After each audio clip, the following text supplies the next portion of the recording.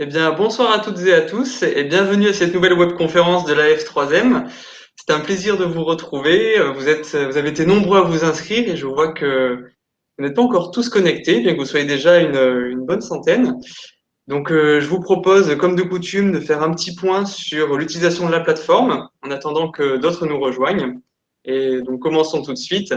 Donc, sur la partie gauche de votre écran, vous voyez bien que sur fond noir, il y a les vidéos de chaque intervenant et de moi-même et du modérateur, ainsi que les diapositives qui vont être passées tout au long de la webconférence. Sur la partie droite de votre écran, il y a un bandeau blanc. Donc, c'est ici que vous allez pouvoir communiquer entre vous. En haut de ce bandeau blanc, vous pouvez voir qu'il y a deux inscriptions. Ce sont des onglets sur lesquels vous pouvez cliquer. Le chat et les questions. Donc, dans le chat, vous pouvez tout simplement discuter entre vous librement et de façon totalement anonyme. Par exemple, pour vous saluer. Je vois que vous êtes nombreux à le faire, de Montauban, Montpellier, La Rochelle, la Haute-Savoie également. Vous pouvez également vous adresser aux services techniques si jamais vous rencontrez une difficulté quelconque.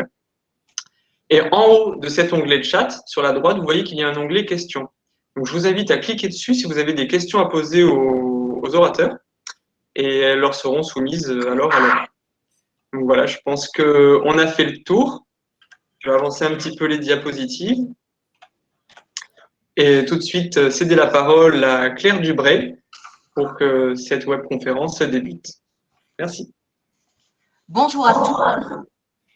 Alors, je voudrais tout d'abord vous présenter Sophie, qui est notre spécialiste webconférence de la F3M et qui a un bon esprit de synthèse. Donc, elle est chargée de synthétiser un petit peu les questions que vous poserez au fur et à mesure et qu'on pourra reprendre après la présentation. Alors maintenant, je ne sais pas où on en est des arrivants. Est-ce qu'il y a encore beaucoup de monde qui est attendu ou pas trop? On est à 104, voilà. Là, 105. 105, oui. Est-ce qu'on attend encore peut-être une petite minute pour laisser le temps de présenter tout le monde et puis ça oui. sera faisable. Voilà. Donc alors, j'ai le plaisir de vous présenter Catherine Maranzana.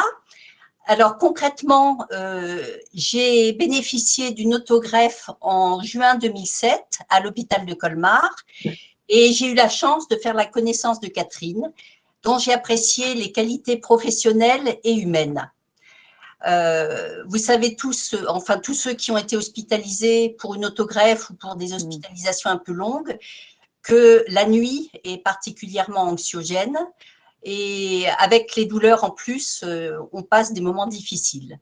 Donc, en 2007, j'avais apprécié les attentions que Catherine me portait et que je sais qu'elle porte à chacun des patients hospitalisés. Et à l'époque, il n'était pas du tout question d'aromathérapie.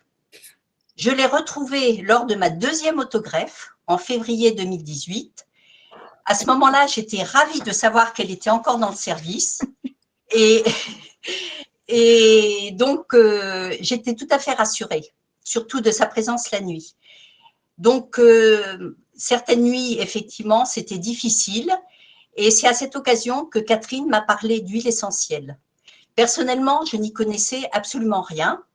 Donc, j'ai fait confiance à Catherine parce que je savais que je pouvais lui faire confiance, d'autant plus que connaissant l'hématologue chef de service, je savais très bien que c'était forcément très cadré, très encadré, l'introduction des huiles essentielles à l'hôpital.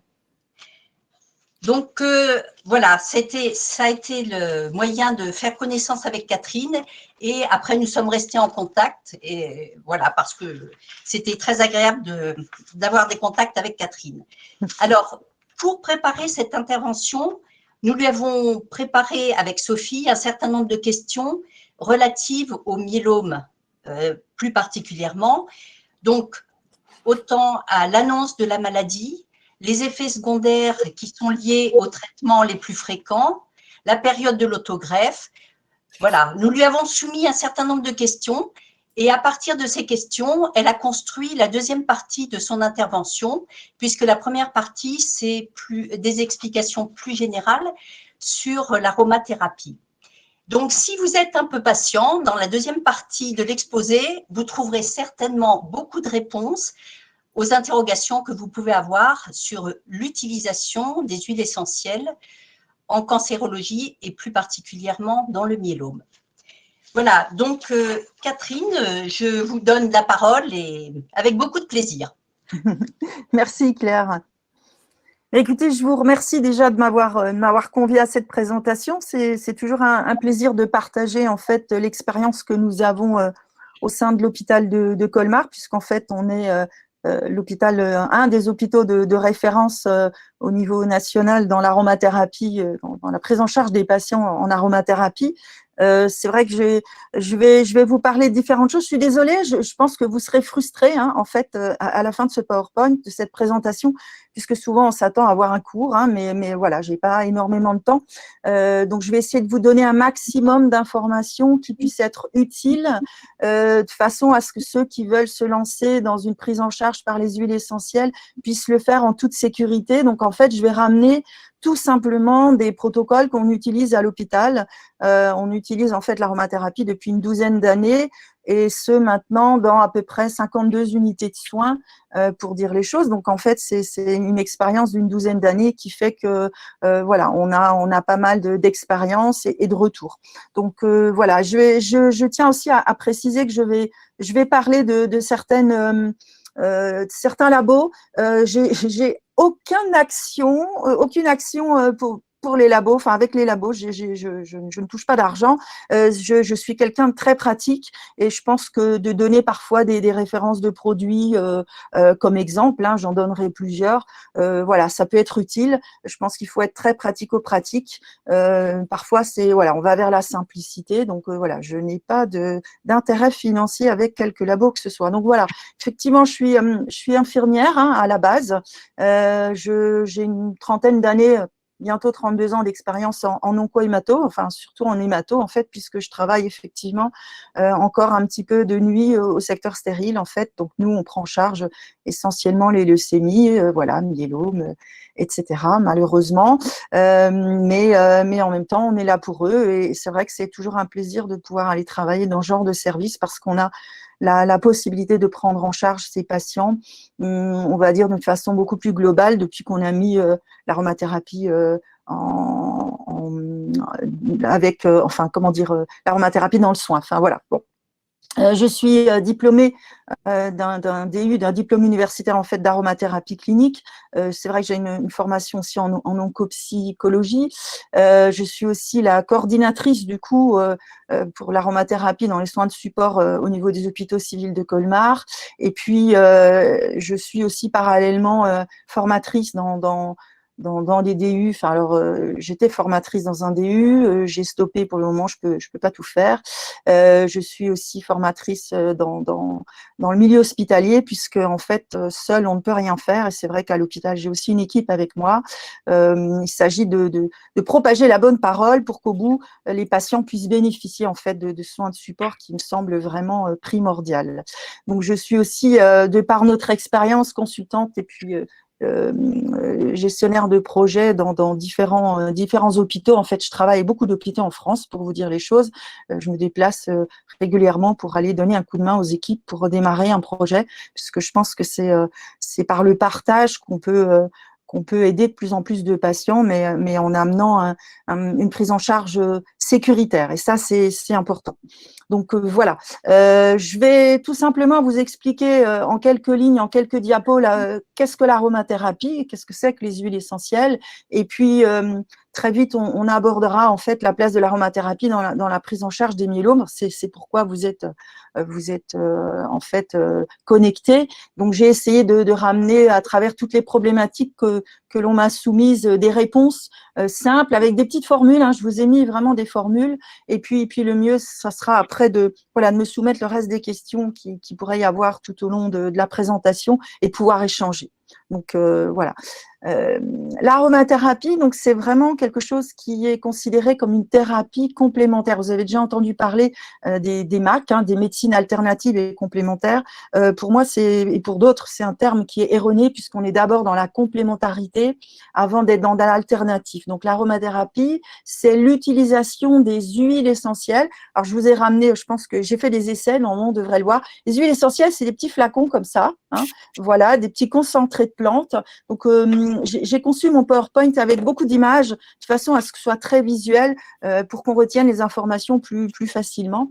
Donc, c'est vrai que ce sont des concentrés de plantes, concentrés à tel point que, c'est un exemple que je donne souvent, une goutte d'huile essentielle, en principe actif, ça correspond à peu près à 75 bols de tisane. Donc, c'est vraiment pour prendre conscience, cet exemple, que c'est vraiment, c'est pas de l'eau. Hein. Donc, si maintenant on voulait mettre l'aromathérapie sur une frise et si on voulait la comparer à de l'homéopathie, de la phyto, voilà où elle se situerait. En fait, au niveau toxicité, et je dis bien toxicité, elle se situe beaucoup plus du côté de l'allopathie que de l'homéopathie. Hein. L'homéopathie, ce sont des doses infinitésimales. Alors, je rentre pas dans la polémique homéopathie, thérapie ou pas. Ça, c'est pas le sujet. La phytothérapie, c'est l'extrait de plantes sèches, c'est les tisanes, voilà. L'aromathérapie, ce sont des gouttes d'huile essentielle, mais extrêmement, extrêmement concentrées. Donc, en deux mots, je vous explique comment ça se fait, comment ça se fabrique, parce que je pense que ça a son importance pour la suite. Donc, on a une distillation de plantes, de certaines plantes qui sont aromatiques. La vapeur va entraîner les molécules extrêmement volatiles des plantes, et en refroidissant dans l'alambic que vous avez sur la droite, on obtient un liquide, ce qu'on appelle un liquide biphasé. C'est-à-dire que au-dessus, vous avez en jaune les huiles essentielles et en dessous ce sont les hydrolats. Et j'avais envie de vous en parler aussi parce que vous verrez dans le soin, les hydrolats, c'est aussi très intéressant et sécuritaire, encore plus que les huiles essentielles. Donc, c'est à connaître. Ces hydrolats, vous savez, ce sont l'eau de bleuet, l'eau de fleur d'oranger, ce qu'on met dans la pâte à crêpes, hein, par exemple. Donc, voilà. L'autre façon d'utiliser, de fabriquer les huiles essentielles, les essences, comme on les appelle, c'est d'exprimer les zestes des agrumes. Quand vous mangez une orange, c'est ce que je dis à chaque fois, ce qui vous gicle dans l'œil, en fait, ce sont des huiles essentielles. Donc voilà, c'est vraiment la seule façon d'obtenir des huiles essentielles. La qualité est vraiment importante, donc c'est vraiment la seule façon. Je vous ai mis quelques petites informations parce que c'est vrai que l'aromathérapie, c'est très tendance. Hein.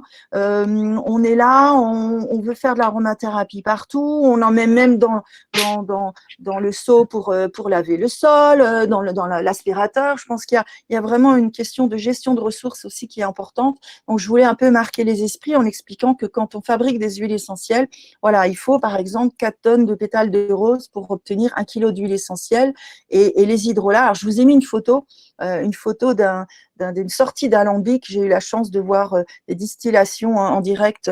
C'est un métier difficile en fait, un aromathérapeute. On va former à l'île de la Réunion, vous voyez. Donc voilà, c'est un métier difficile. Donc voilà, je voulais vous montrer en vrai de vrai à quoi ça ressemble quand on distille des plantes. Voilà, vous avez une bouteille avec ce que vous voyez en vert foncé, ce sont les huiles essentielles et en dessous ce sont les hydrolats. Il faut s'imaginer qu'il peut y avoir plusieurs dizaines voire centaines de litres d'hydrolats quand on distille certaines plantes. Donc vous voyez qu'il faut vraiment beaucoup de matière en fait pour obtenir des huiles essentielles. Et c'est vrai que la gestion des ressources c'est important aussi. Je pense que alors, si c'est personnel, hein, mais utiliser des huiles essentielles pour un petit peu tout et n'importe quoi, je pense qu'il faudrait le garder pour un usage thérapeutique parce que c'est vraiment une ressource qui n'est pas inépuisable. Hein. Les hydrolats, on les utilise de plus en plus. Je pense que c'est une richesse qui n'a pas été, qui est un peu oubliée pour le moment, mais qui dans le soin a vraiment son importance. Donc, je vous donnerai vraiment des exemples très concrets pour pouvoir les utiliser aussi parce que c'est vraiment, les hydrolats sont des produits qu'on peut utiliser pour toute population, même les enfants, les femmes enceintes. Alors évidemment, pas forcément tous, mais c'est quelque chose d'intéressant à utiliser. Elles contiennent moins d'1% d'huile essentielle et on peut les utiliser par voie orale, par voie cutanée, voilà, même en diffusion. Dans un diffuseur qui utilise de l'eau, vous pourriez mettre des hydrolats. Mais bon, on y reviendra. Donc voilà, c'est vraiment pour vous montrer comment on les fabrique et ce qui est important parce que voilà, gestion des ressources, je pense que c'est vraiment aussi à garder en tête. Les huiles essentielles sont composées en fait de beaucoup de molécules chimiques différentes. Vous savez, c'est un peu comme la goutte de myrrhe qui fait un petit peu tout. Les huiles essentielles, parfois on se dit mais c'est qu'est-ce que c'est que ce truc? Parce que franchement, ça fait tout. Quand on entend que la lavande, elle est cicatrisante, apaisante du système nerveux central, elle peut aider à dormir, elle est anti-inflammatoire, elle est un petit peu antiseptique. C'est de la magie en fait. En fait, c'est pas de la magie, sont toutes les molécules qui sont contenues dans cette huile essentielle qui vont conférer en fait des propriétés. Donc, je vous ai mis un petit schéma très visuel pour dire que voilà, j'ai pris l'exemple en fait de la lavande qui a des propriétés multiples, mais c'est pas de la poudre de perlimpinpin, comme je dis souvent, auquel on prête des vertus magiques. Ça s'explique chimiquement parlant. Donc, clairement, quand on utilise des huiles essentielles, en tout cas à l'hôpital, et ça c'est impératif, on s'appuie en fait sur des études scientifiques. On en a de plus en plus en fait. C'est vrai qu'elles sont de plus en plus nombreuses. On s'appuie sur ces études pour pouvoir convaincre à l'utilisation de l'aromathérapie auprès de patients, par exemple. Donc voilà, l'aromathérapie, c'est scientifique. On n'est pas sur des croyances, c'est vraiment quelque chose qui s'explique chimiquement parlant et qui a une base de données de plus en plus importante derrière sur lequel on peut s'appuyer pour vraiment porter cette thérapie auprès des patients. Les propriétés, alors c'est vraiment quelque chose de très visuel ce que j'ai fait, parce qu'en fait, les propriétés sont extrêmement nombreuses. Alors on connaît, c'est vrai que c'est très tendance en ce moment avec le Covid, les propriétés antibactériennes, antivirales, antifongiques. C'est vrai qu'elles peuvent être anti-inflammatoires, antispasmodiques, cicatrisantes, décongestionnantes. Voilà, elles sont assez nombreuses et c'est d'autant plus intéressant parce que certaines huiles essentielles, comme la lavande par exemple, on peut les utiliser sur les problématiques de douleur, sur les problématiques de brûlure et sur les problématiques de stress. Donc, voilà, on a vraiment de grandes possibilités et voilà, c'est très visuel, mais en même temps, on n'est pas là pour faire un cours, donc je suis désolée, mais voilà, il faut. Donc, ce qui est aussi important, et ça encore plus, et ça, je vais vraiment insister, c'est la toxicité et tout ce qui est contre-indication, parce que souvent, on entend aromathérapie, comme un jour, on m'a dit ah, mais c'est naturel, donc c'est bon, c'est pas dangereux. Pour dire les choses, en fait, on pourrait presque tuer avec des huiles essentielles. Donc, il faut vraiment faire attention. Clairement, ce qui est important, en premier lieu, c'est la qualité des huiles essentielles. On ne va pas acheter des huiles essentielles dans un magasin qui vend tout ce qu'il faut pour la maison, qui vend des livres. On achète des huiles essentielles dans une pharmacie, par exemple, où il y a une qualité qui est tracée. Vous avez normalement sur chaque flacon d'huile essentielle un numéro de lot auquel on peut se rapporter pour avoir en fait ce qu'on appelle le bulletin d'analyse, la chromatographie, qui va donner le contenu exact, chimiquement parlant, de tous les composants en fait de cette huile essentielle. Et ça, c'est important, c'est un gage de qualité. Je pense qu'on en trouve de moins en moins, mais régulièrement, soyez attentifs, soyez vigilants et curieux quand vous allez dans les grands centres commerciaux, par exemple, quand on vend les huiles essentielles de plus en plus, c'est un vrai business, il faut le savoir. Donc, regardez s'il y a un numéro de lot, ça c'est vraiment la base. L'autre base qui est vraiment imparable, ça c'est incontournable, c'est d'acheter des huiles essentielles qui soient 100% pures, d'origine biologique et identifiées chimiquement parlant, c'est-à-dire que, je vous donne un exemple, la lavande, il existe plusieurs sortes de lavande, donc voilà, il faut faire attention à ce qu'on achète comme lavande. Donc généralement, c'est pas écrit lavande seule, c'est écrit lavande fine, lavande aspic. Voilà, c'est très succinct, très réducteur ce que je vous dis, mais il faut être vraiment attentif parce que la qualité, c'est important. On m'avait soumis une question tout à l'heure, Sophie, par rapport à la présence de certains solvants, voilà, des composants qui sont très, comment dire, très délétères pour la santé, notamment dans l'apparition de myélome. Si vous achetez des huiles essentielles 100% pures, d'origine biologique, identifiées chimiquement parlant, il n'y a pas de risque, il n'y a rien d'autre. Le problème, c'est que vous avez parfois derrière ce business alors j'ai un truc qui s'est ouvert là, pardon, excusez-moi. Derrière ce business, la qualité n'est pas toujours là. Donc c'est oups, oups, oups, oups, oups, oups.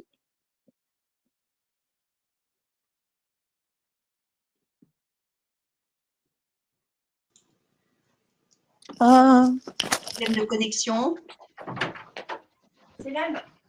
Alors, peut-être qu'on peut demander à Sophie. Mais là, il y avait un truc, j'ai voulu fermer le truc et.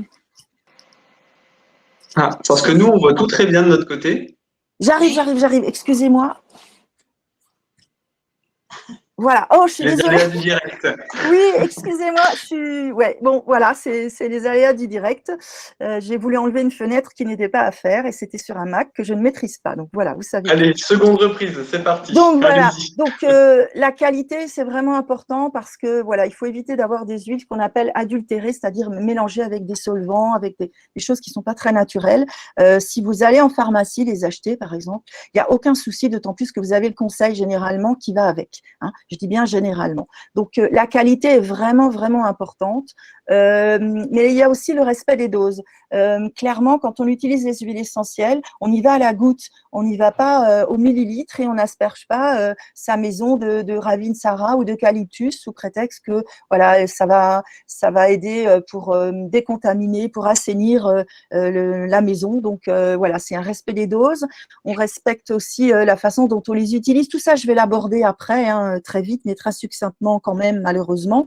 Et puis, ce qui est important aussi, c'est les précautions aussi par rapport aux populations fragiles. Vous en faites partie, mais il y a aussi les personnes qui sont enceintes, les femmes enceintes, allaitantes, les enfants, les nourrissons. Il y a tellement de choses à dire. Les personnes âgées, les personnes asthmatiques, les épileptiques, les insuffisants rénaux, les insuffisants hépatiques. Donc clairement, utiliser les huiles essentielles, c'est pas aussi simple que ça. On banalise, hein, on a vraiment vulgarisé l'aromathérapie, mais on a beaucoup intellectualisé l'aromathérapie aussi. Et c'est vrai que l'aromathérapie, l'usage est quand même soumis à des conditions drastiques. Je pense qu'il est bon de les connaître. Quand on utilise des huiles essentielles, on ne les achète pas sans avoir un minimum d'informations dessus. Et je le redirai, mais vraiment se tourner vers des professionnels qui sont à même de vous accompagner parce que c'est trop important. Les risques avec les huiles essentielles, alors très vite, vous avez des possibilités de dermocausticité, c'est-à-dire que d'être irrité par des huiles essentielles, essentiellement quand on les applique sur la peau. C'est vrai que si vous appliquez de l'huile essentielle de cannelle, alors je prends un exemple extrême, hein, et que vous appliquez pure une goutte sur la peau, elle va rougir. Hein. Alors comme je dis toujours, ça va pas faire un trou dans le bras, mais en même temps, ça va être très irritant, ça peut être amené à avoir un ressenti comme une brûlure. Hein. On parlait de photosensibilisation avec les antibiotiques tout à l'heure. Claire, ben voilà, on a aussi malheureusement cette photosensibilisation qui peut être induite par les agrumes. Quand on applique des huiles essentielles d'agrumes sur la peau, parce que vous avez voulu faire une crème hydratante avec des agrumes parce que vous adorez l'odeur de l'orange. Si vous allez au soleil, ça va vous donner aussi des plaques brunes sur la peau, jusqu'à certaines brûlures, hein, si, en fonction de la concentration d'huile essentielle que vous aurez mis dans votre produit. Alors, on va dire que c'est ce qu'il y a de moins important, quelque part, mais même si les brûlures, c'est pas toujours agréable, mais ce qui est le plus grave, ce qui pourrait être le plus grave, c'est la neurotoxicité qu'il y a dans certaines huiles essentielles par la présence de molécules chimiques qu'on appelle les cétones, par exemple, comme la menthe poivrée, voilà, ce genre d'huile essentielle. Et c'est vrai que la neurotoxicité, là, c'est un peu embêtant, puisque si vous avez, par exemple, une femme enceinte qui absorbe des huiles essentielles de menthe poivrée, il peut y avoir convulsion du fœtus, convulsion de la femme enceinte et entraîner des avortements à forte dose. Il faut quand même se dire que les contre-indications, la toxicité des huiles essentielles est la plupart du temps induite par une absorption orale. Quand on absorbe les huiles essentielles, on absorbe à peu près 95% des principes actifs qui sont dans les huiles essentielles. Quand on les applique sur la peau diluées dans une huile végétale, on n'en absorbe que 10%. Et quand on les respire, avec un petit stick, je vous en parlerai tout à l'heure, on est à peu près à 1%. Donc, vous voyez, la toxicité n'est pas la même. En même temps, si vous appliquez des huiles essentielles mélangées dans une huile végétale sur la peau, même si on n'en absorbe que 10%, si on l'applique très souvent sur un temps très long, il peut y avoir une toxicité cumulative. Donc là aussi, il peut y avoir un risque. Donc voilà, on ne fait pas n'importe quoi, et d'autant plus si vous avez des problèmes rénaux ou des problèmes hépatiques. Voilà, tout ça, c'est des choses qu'il faut connaître. Mais là, c'est vraiment, je vous donne vraiment un maximum d'informations de façon à ce que vous puissiez cibler un peu qu'est-ce qu'est l'aromathérapie et quels en sont les risques, hein. Voilà. Ce qui est hyper important aussi, et surtout pour vous et d'autres patients, ce sont les huiles essentielles avec certaines pathologies et certaines interactions médicamenteuses. C'est vrai que parfois, il y a des binômes vraiment à risque. Il y a des huiles essentielles contre-indiquées quand il y a une hypertension. Quand on est sous un traitement pour la thyroïde, mais clairement, on a des huiles essentielles qui peuvent influencer. Évidemment, l'huile essentielle grossesse, c'est extrêmement à risque. Quand on est sous traitement anticoagulant, quand on a des corticoïdes, là aussi, je ne peux pas vous faire un cours, mais clairement, il faut quand même le savoir. Donc, quand on prend des huiles essentielles, il faut prendre en compte tous ces paramètres. C'est vraiment quelque chose d'important, puisque voilà, souvent, vous avez des personnes qui sont polymédiquées, qui ont beaucoup de traitements, ce qui peut être votre cas aussi. Donc, voilà, il faut vraiment faire attention. La difficulté aussi pour les médecins, ceux qui nous écoutent, vous pourrez le dire aussi, c'est que voilà, avant, on avait des patients qui étaient hospitalisés et qui arrivaient avec leur valise d'effets personnels. Et maintenant, on a beaucoup de patients qui se tournent vers les thérapies complémentaires. On a des patients qui arrivent avec les granules d'homéopathie, les vitamines, les plantes, les huiles essentielles. Et souvent, les médecins sont assez dépourvus, en fait, enfin, démunis, pardon, face à toutes ces thérapies parce qu'ils n'ont pas forcément la connaissance. Et souvent, voilà, on dit en premier lieu, en première intention, non, mais là, je refuse tout. Sauf qu'on a quand même remarqué que il y a des thérapies qui présentent des bénéfices. Donc, on a été obligé petit à petit de se former. J'ai de plus en plus de médecins qui se forment aussi, et tant mieux, parce que les premiers responsables de votre santé sont eux. Donc, voilà, c'est vraiment important. Et voilà, tout ce qui est interaction médicamenteuse, usage de plantes, je vous donne un petit exemple, vraiment. Alors, c'était pas avec un myélome, c'était avec un jeune patient qui était atteint d'une leucémie, qui, pendant que la chimio coulait, avait sur sa table de nuit en fait un flacon de détoxifiant hépatique. Donc, c'est vraiment un mélange de plantes qui va nettoyer, voilà, en gros, le foie.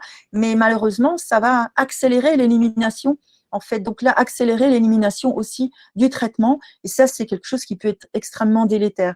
Pourtant, c'était un conseil, voilà, d'un magasin spécialisé, mais en même temps, ils n'ont pas forcément les connaissances en cancérologie. Donc, voilà, c'est des petits détails, mais ça a son importance. Donc, je pense qu'il faut vraiment partager l'information, poser les questions aux médecins. Il faut savoir que les patients qui sont atteints de cancer, quels qu'ils soient, à peu près 60 à 70% se tournent à un moment donné vers les thérapies complémentaires. Donc, c'est vraiment à nous de répondre au mieux à vos besoins et de sécuriser toutes ces pratiques. On ne peut pas tout maîtriser. Je pense que c'est quand même vraiment à l'hôpital en premier de répondre au maximum à tous ces besoins, de façon à sécuriser au maximum ces prises en charge. Donc voilà, si je ne suis pas claire, vous le dites, Claire, Sophie, vous le dites, mais voilà, en gros, c'est ce que je voulais vous dire. Il faut vraiment faire attention avec certaines pathologies et certains traitements. Je me permets d'intervenir. Oui, vas-y, Claire. Je vois une question qui intéressera beaucoup de monde. Les hématologues du service sont hostiles à l'usage des huiles essentielles par voie orale. Ah oui. Pour quelles raisons? Sachant qu'ils autorisent l'utilisation par voie olfactive et cutanée. Donc, c'est ce que vous venez d'expliquer. Voilà. Oui, alors oui, c'est une bonne question. Oui, non, mais avaler de toute façon. Alors, clairement, ceux qui l'ont testé pour en attester, c'est que pour avaler les huiles essentielles, il faut avoir le foie et la foi. Hein, c'est ce que je dis toujours. Non, il faut surtout avoir le foie. Alors déjà, il peut y avoir effectivement des interactions avec les traitements, avec les chimiothérapies. Ça peut accélérer quand vous avez des huiles essentielles qui sont, comme on dit, cholérétiques et collagol, qui vont vraiment accélérer, favoriser la fabrication de l'huile et favoriser l'élimination. Vous allez accélérer, en fait, vous allez faire ressortir, excusez-moi de dire ça aussi simplement, mais vous allez éliminer beaucoup plus vite le traitement. On sait tous que quand on donne un traitement, il y a un temps d'action qui est nécessaire. Donc, on n'accélère pas hein, l'élimination. Des exemples, il y en a des tas. Hein, mais, et puis surtout, il va y avoir, avec certaines chimios, je pense notamment chez nous en hémato au secteur stérile, on a des chimios qui décapent le tube digestif. Clairement, si vous vous permettez d'avaler des huiles essentielles, enfin, vous le regretterez longtemps. Hein, ça, c'est sûr. Hein. En plus, on ne connaît pas l'action de toutes les huiles essentielles par voie orale. C'est pas aussi simple que ça. Donc, je pense que clairement, avaler des huiles essentielles pendant le traitement, ça, c'est absolument pas à faire. Il y a des choses qu'on peut faire avant, des choses qu'on peut faire après, mais pendant, on n'avale rien d'autre. Hein. Il faut vraiment être sécuritaire. De toute façon, moi, je dis une chose après l'autre. On s'occupe d'abord du traitement, tout ce qui est thérapie complémentaire, récupérer, voilà, nettoyer son foie, faire une cure de probiotiques ou ce genre de choses. Ça peut se faire après, mais là aussi, c'est pas à n'importe quel moment. Donc oui, ils ont raison, mais franchement, ils ont raison parce que les interactions peuvent être nombreuses. Donc voilà. Là, je vous ai donné des exemples. C'est vrai que j'ai marqué prudence et mère de sûreté, mais voilà, c'est des exemples tout bêtes, mais quand on est sous traitement anticoagulant, par exemple, la Golterie, c'est une huile essentielle qui est extrêmement antalgique et anti-inflammatoire, mais qui, pour vous donner un exemple, 30 gouttes d'huile essentielle de Golterie correspond à 1,3 g d'aspirine. C'est de l'aspirine pure. Donc, on peut avoir des douleurs. On pourrait être tenté d'utiliser la Golterie sur les problématiques de douleur. Et quand on a mal, on met la dose. Voilà, et bien ça pourrait être délétère puisque c'est de l'aspirine pure. Même si vous l'appliquez sur la peau, en l'appliquant très souvent, ça peut être très embêtant en fait, faire double emploi. Hein. Les détoxifiants hépatiques, je vous ai donné l'exemple. C'est vrai que tout ce qui est épilepsie, asthmatique, il faut faire attention. Vous verrez, je vais vous donner des formules. Il y en aura une ou deux où il faudra faire attention à ce genre de population. Après, c'est vrai que c'est pas moi qui l'ai dit, c'est Paracels. C'est un vieux monsieur il y a très très longtemps qui a dit que c'est la dose qui fait le poison. Et là aussi, c'est important. C'est quelques gouttes, c'est pas la moitié des flacons. Hein. Donc, Catherine, je me permets de vous couper juste un instant. Il y a quelque chose avant de continuer qui me semble très important, c'est de savoir où on peut acheter ces huiles essentielles. Vers qui il faut se tourner? Alors, comme dit, moi, clairement, j'achète les huiles essentielles en pharmacie. Hein. Alors, je sais qu'il y a des sites internet, voilà, où les huiles sont pas chères. Attention aux huiles pas chères. Alors, il y a des sites où, voilà, ils ont beaucoup de ventes, donc ils peuvent avoir des prix intéressants. Il faut toujours faire attention que les huiles soient étiquetées, huile essentielle 100% pure, d'origine biologique. Quasiment toutes, normalement, on peut les trouver en bio. Après, moi, je privilégie de toute façon les pharmacies. Pourquoi? Parce que ce sont des laboratoires qui ont pignon sur rue, qui ont une traçabilité. Si maintenant il y a un souci avec les huiles essentielles, c'est ce qu'on fait à l'hôpital. Hein, toutes les huiles essentielles qu'on utilise, qui sont achetées par la pharmacie, il y a une traçabilité. On demande le bulletin d'analyse de chaque numéro de lot et on sait exactement ce qui se trouve dans les flacons d'huile essentielle. Voilà, c'est important. Donc oui, je suis désolée, mais moi j'ai pas d'autre réponse que de dire achetez ça dans les pharmacies, d'autant plus que vous avez normalement, la plupart du temps, le conseil qui va avec. Vous avez toujours un pharmacien qui s'y connaît, un peu ou beaucoup. De plus en plus, d'ailleurs, se forme. C'est une nécessité, donc je pense que c'est important. Après, je ne tire pas sur les sites Internet, hein, mais soyez vigilants, quoi. le pharmacien en lui-même peut répondre aux questions qu'on pose ou quoi qu'il en soit, dès qu'on prend une huile essentielle, il faut en référer à notre hématologue de référence. Franchement, moi, j'ai toujours travaillé en totale transparence avec mes collègues médecins. Chaque fois que j'interviens auprès d'un patient, même si c'est en libéral, puisque j'ai aussi un cabinet, je demande toujours à ce que le médecin traitant, l'oncologue, l'hématologue soient prévenus automatiquement. Je pense qu'il y a tout intérêt à être transparent et il y va de votre sécurité en fait. Voilà. Après, c'est vrai que il y a toujours moyen de faire certaines choses. Voilà, on utilise les huiles, c'est naturel, ça va aller, mais parfois on peut avoir voilà de gros ennuis en pensant bien faire.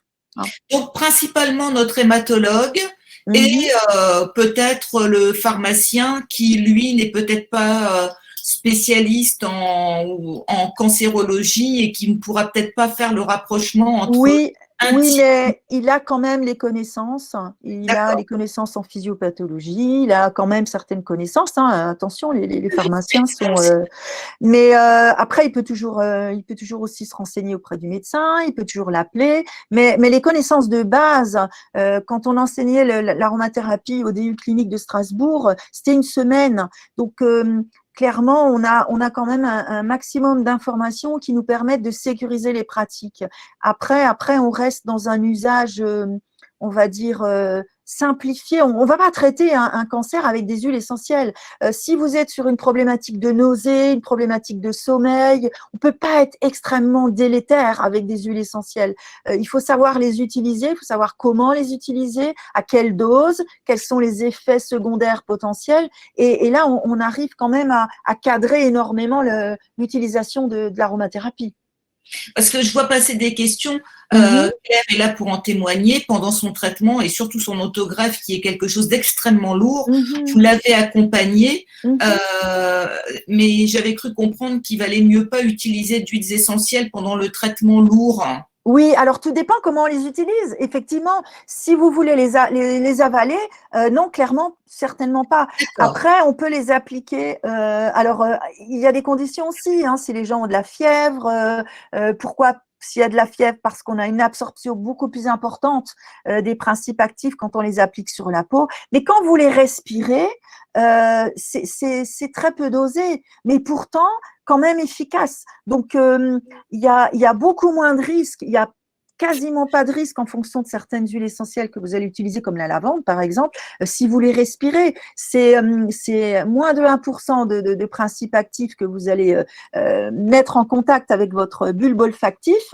Il n'y a pas de risque. Quand on les applique sur la peau, ça passe dans le sang en 10 minutes. Là, c'est déjà autrement. Mais c'est une question de concentration aussi. Là, clairement, il faut faire attention aussi. Quand on applique les huiles sur la peau, il y a des règles d'utilisation aussi. Voilà. Allez-y, Catherine, merci. Voilà. Donc là, on va être dans le pratico-pratique. Hein. J'ai essayé de répondre à toutes les questions qu'on m'a posées. C'est vrai, quand on regarde le plan cancer, toutes ces années, j'ai mis en gras en fait ce qui était important. C'est vrai qu'on nous dit maintenant, il faut répondre aux besoins et aux attentes des personnes malades. Il faut accompagner le patient, mais aussi les proches. Et ça, c'est vraiment important aussi. Aider les aidants. Ça, c'est quelque chose qui est, je dirais pas nouveau, hein, mais dont on parle un peu plus facilement maintenant. C'est vrai que c'est un soin de support. L'aromathérapie fait partie des soins de support, et je pense qu'il faut pas le laisser de côté parce que ça a un vrai bénéfice. On m'aurait pas permis d'utiliser l'aromathérapie dans 52 unités de service dans l'hôpital s'il n'y avait pas un bénéfice, clairement. Et j'ai de plus en plus en fait de demandes des médecins. Donc, c'est qu'il y a vraiment quelque chose. Et puis, bon, le retour des patients est extraordinaire, ça, c'est sûr. Donc, voilà. Nous, on a la chance, en fait, à l'hôpital de Colmar d'avoir un pôle de soins de support très important qui est repris aussi par la Ligue, hein, en grande partie. Et la F3E est en train de s'y mettre, hein, tout doucement, c'est bien. Donc voilà, vous voyez, je ne vous ai pas oublié, je vous ai mis avec. C'est vrai que c'est important, en fait, d'accompagner le patient dans son parcours, dans le vécu de sa maladie au mieux, mais vraiment de façon sécuritaire. Je suis un peu redondante, mais je pense que c'est important. Il faut quand même s'imaginer que l'aromathérapie, même s'il y a beaucoup de possibilités, même si on a de bons retours, c'est pas de la magie non plus, hein. Clairement, on est sur un usage exponentiel. Pour vous dire, quand j'ai démarré en 2009, on était 2 grands centres à utiliser l'aromathérapie. Il y avait Valenciennes et puis nous. Là, j'accompagne beaucoup d'équipes en France et même un petit peu sur l'étranger. Là, en France, j'ai accompagné, maintenant, je suis pratiquement à 70 équipes en 4 ans à peu près, sans compter ceux que je ne vois pas passer, puisque voilà, je n'ai pas la prétention d'accompagner tout le monde. Donc, c'est exponentiel. Il y a de plus en plus d'équipes qui sont convaincues. C'est à travers des présentations comme celle-ci qu'on va donner envie aux professionnels de se lancer, qu'on va inciter les patients à remonter cette demande de façon à pouvoir compléter cette prise en charge. C'est important. Après, ce qui est malheureusement aussi une réalité, c'est que faire de l'aromathérapie, c'est un business. Alors ça, faut se le dire. Donc la difficulté, et la question qu'on va me poser, c'est super. Alors si moi je veux voir un aromathérapeute, je veux voir qui? Je suis incapable de vous répondre. En fait, j'ai beaucoup de contacts dans les milieux hospitaliers. Malheureusement, alors je dis malheureusement parce que on a de plus en plus de pseudo-professionnels qui se taxent de voilà, je suis aromathérapeute. Mais qui n'ont pas de connaissances cliniques, qui ont voilà, c'est du virtuel, c'est quelque chose qui est beaucoup intellectualisé et qui n'ont pas peur de prendre des patients en charge. On lit parfois de grosses horreurs sur Internet, par exemple. Ce qui, moi, m'inquiète beaucoup, c'est ce qui me fait dire aussi, vous savez, moi, je suis infirmière. Je suis pas médecin, je suis pas pharmacien, mais je travaille avec des médecins, je travaille avec des pharmaciens. Et comme on dit tout le temps, ensemble, on est plus fort. Donc, le fait de travailler en pluridisciplinarité, ça va sécuriser la pratique. Comme je le disais tout à l'heure, le fait d'être là à l'hôpital avec des demandes de patients, je pense que c'est notre travail de faire au mieux pour répondre à ces demandes et de les sécuriser. Donc voilà, c'est important de se tourner vers des professionnels de santé.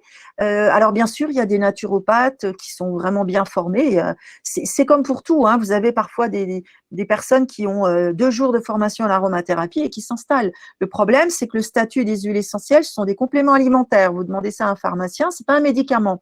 Mais pourtant, on peut l'utiliser pour un usage thérapeutique.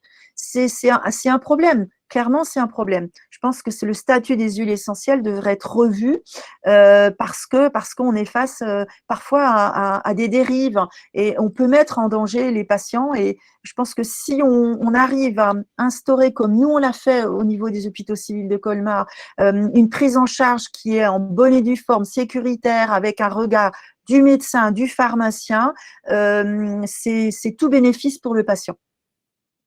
Voilà. Donc l'intérêt, alors c'est vrai que l'intérêt, on m'a souvent demandé, mais ça sert à quoi de mettre l'aromathérapie? On prend en charge les patients de toute façon, mais on a souvent des problématiques pour lesquelles on n'a pas beaucoup de solutions ou pas du tout, hein. Donc on arrive à répondre à des problématiques. Je vous donne un exemple. J'avais un patient qui, tout bêtement, depuis qu'il était sous chimiothérapie, ne dormait pas la nuit parce qu'il avait froid aux pieds. Alors, c'est un exemple que je donne régulièrement, mais ça va peut-être faire sourire, mais c'est vrai que le médecin lui a dit, bah, écoutez, mettez 3 paires de chaussettes. Il a mis les 3 paires de chaussettes, mais ça, quand on a froid aux pieds jusqu'à l'intérieur, au plus profond, on n'arrive pas à se réchauffer. Et nous, on a un mélange qui peut être appliqué et qui va apporter un petit peu ce côté réchauffant. C'est avec du thym tujanol, par exemple, et ça favorise la vasodilatation des vaisseaux périphériques et ça va donner cette espèce de sensation de chaleur.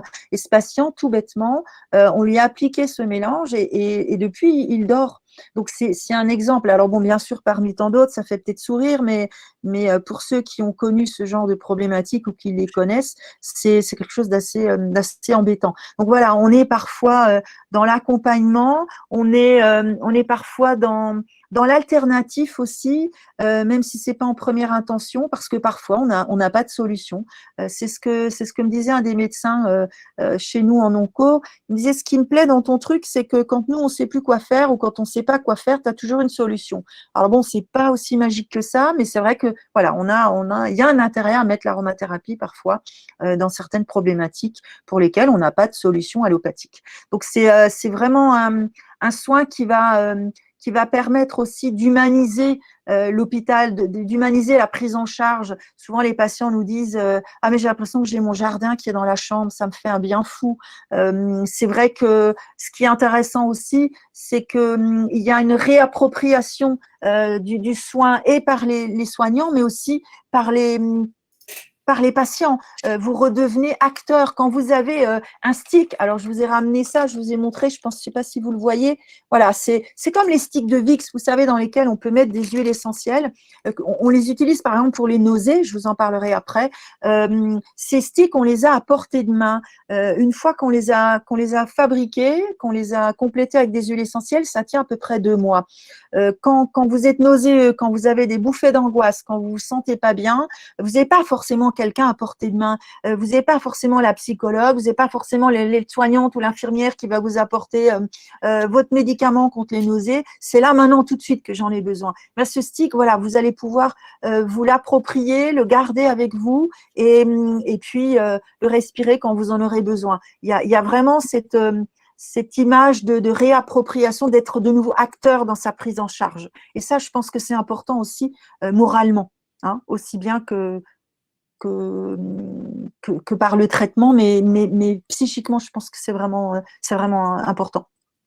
Donc voilà, allez, on est dans le pratico-pratique maintenant, hein. Donc les huiles essentielles, c'est vrai qu'on peut les diffuser.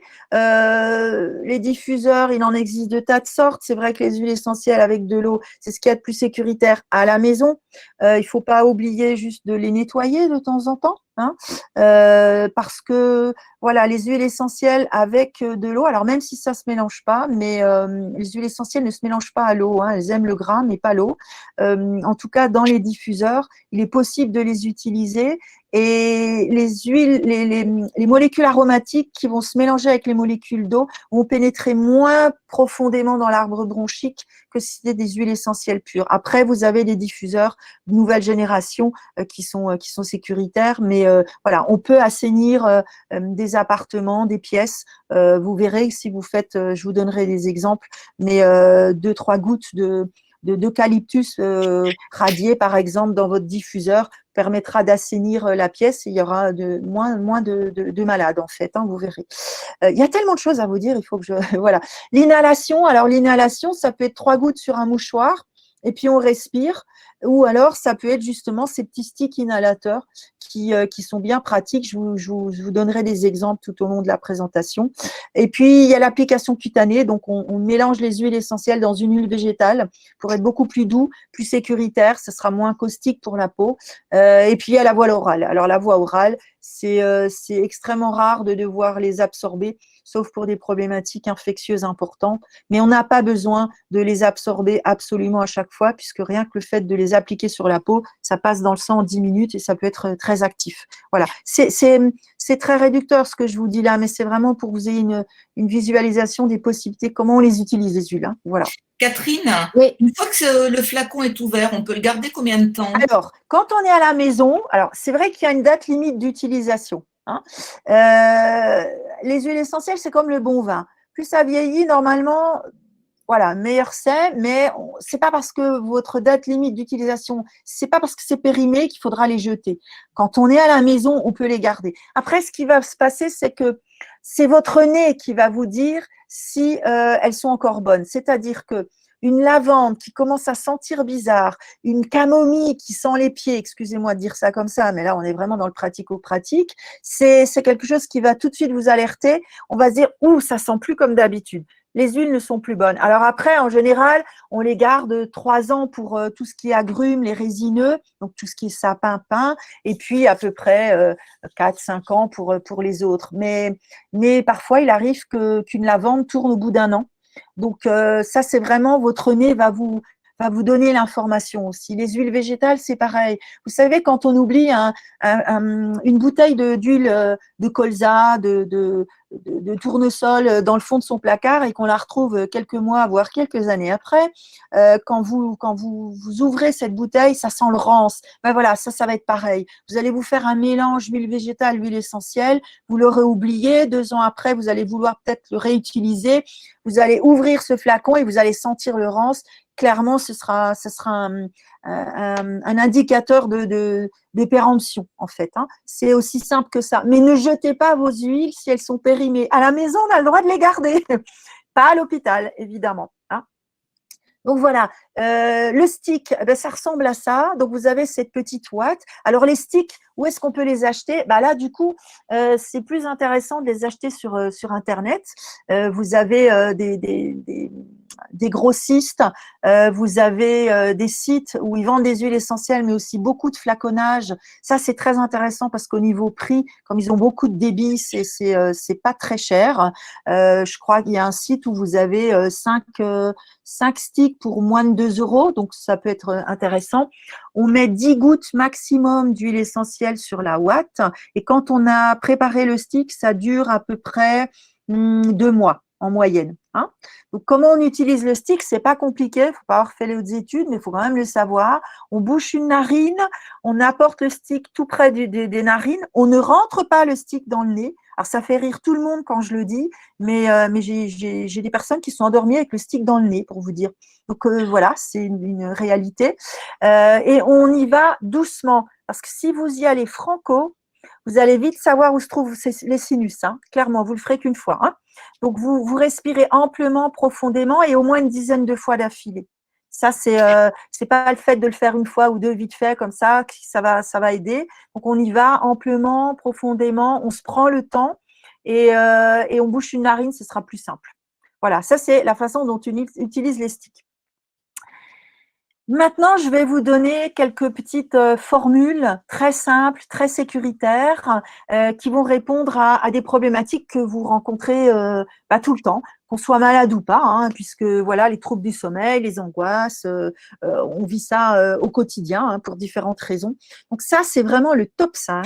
Hein, clairement, on est sur 5 huiles essentielles qui sont totalement sécures, qu'on trouve facilement, qui ont un coût, on va dire, raisonnable pour certaines. Alors, pour vous donner une idée, la lavande fine, la lavandula angustifolia, c'est important d'avoir les noms en latin parce que la lavande, si on voit juste lavande et qu'on n'a pas le nom en latin, on peut acheter en fait toutes sortes de lavandes et certaines sont plus ou moins toxiques parce qu'elles contiennent plus ou moins de cétone, par exemple. Donc, il est vraiment important d'acheter de la lavande fine ou de la lavande officinale, c'est la même chose.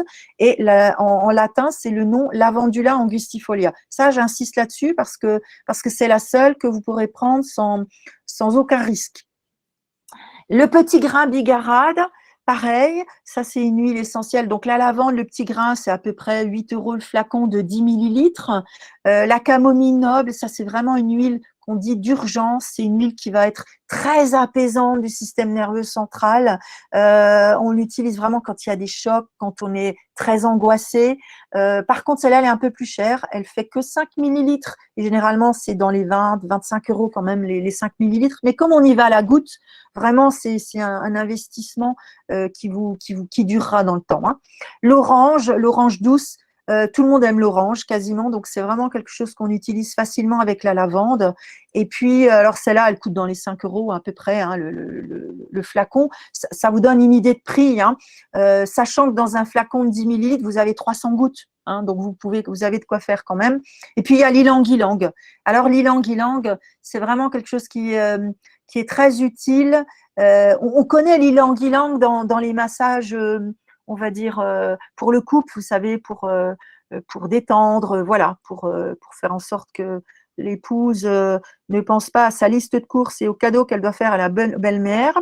Voilà, bon, c'est ça, mais c'est aussi cette capacité de l'ilang-ilang à couper la réflexion. Donc, quand on a des troubles du sommeil, c'est intéressant quand on a du mal à s'endormir parce que voilà, on réfléchit à la semaine, aux mois qui sont passés, et puis 2 heures du matin arrivent, on est toujours éveillé. L'ylang-ylang va couper cette réflexion et va apporter une détente profonde.